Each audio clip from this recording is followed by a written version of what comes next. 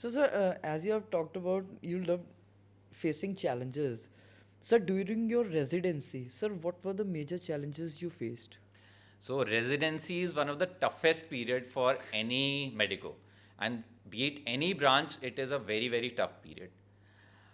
हम लोग बाकी ब्रांचेस और वर्क कल्चर की बात करते हैं, बट हेल्थ केयर में वर्क कल्चर का रिफॉर्म आना बहुत ज़रूरी है. अभी हमने देखा कि इंडिगो की सारी फ़्लाइट्स कैंसिल हो गई Right. बिकॉज वही गवर्नमेंट ने न्यू नॉर्म्स निकाले थे कि इतना रेस्टिंग पीरियड होना चाहिए. Yeah. ऐसे ही नॉर्म्स हेल्थ केयर में कब आएंगे ये पता नहीं. During our residency days it was a very usual thing कि आप वीक में 2 बार तो ऐसा होता था कि you start working at 8 a.m. today and you land up back home next day 8 p.m. So like 36 hours continuous work.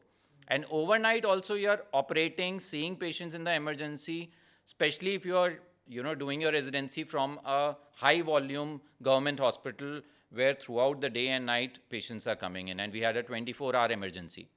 और कुछ ब्रांचेस में सर्जिकल ऑर्थो ब्रांचेस में जनरल सर्जरी में मेडिसिन में तो कई बार 48 आवर्स इवन 72 आवर्स तक कंटिन्यूस ड्यूटीज़ होती हैं. And this is the reality. I am not talking about one college, two colleges. Almost all big colleges will have this kind of residency programs in which we are working 36 to 48 hours, then taking an 8-hour rest and then coming back to work again. While many studies have shown that you do require breaks in between, but हमें ये भी समझना पड़ेगा कि India में doctors की बहुत shortage है. एंड वो ट्रेनिंग का एस्पेक्ट जो है वो इम्पॉर्टेंट भी है, क्योंकि as a medico you tend to have still I have very long hours. I might not have 36 hours, but on an average, I mean 10 hours, 12 hours a day is quite routine. And I have to handle it many days के वो 10-12 hours हो गया, किसी किसी दिन होता है कि 9 hours पे ख़त्म हो गया.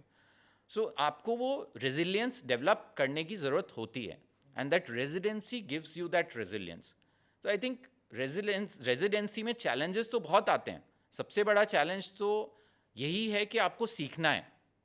एंड बाकी फील्ड्स में सीखने में ना रिस्पॉन्सिबिलिटी थोड़ी कम होती है. आप गलती करोगे कोई सीनियर रेक्टिफाई कर देगा. Here when you are operating on the patient, it's your first case or it's your 10th case or it's your 50th case, you're not experienced.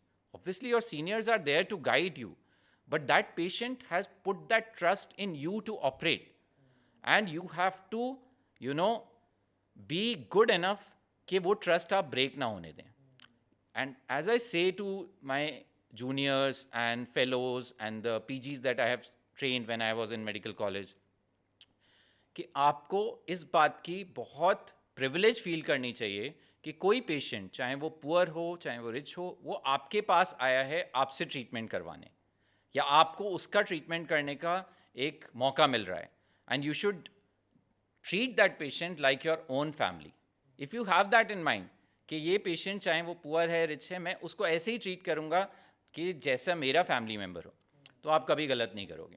So I think that aspect if you develop during your residency itself, the respect for every patient, whether it's poor, whether it's rich, doesn't matter. Government hospital में हो तो poor ही आते हैं ज़्यादातर patient. But you have to respect that patient, क्योंकि वो आपके पास आया है एक hope लेकर कि आप उसको सही करके भेजोगे. You are going to provide the right treatment for the patient. वहाँ पर ये चीज़ नहीं होनी चाहिए कि आई एम सीइंग 100 पेशेंट्स. आप 100 देख रहे हो, सबको पता है we are overworked in medical colleges and government hospitals, लेकिन वो 100 के 100 को अपना जो बेस्ट एफर्ट दे सकते हो with an honesty in mind कि जो चीज़ मुझसे हैंडल नहीं हो सकती, I will refer to my senior. Right.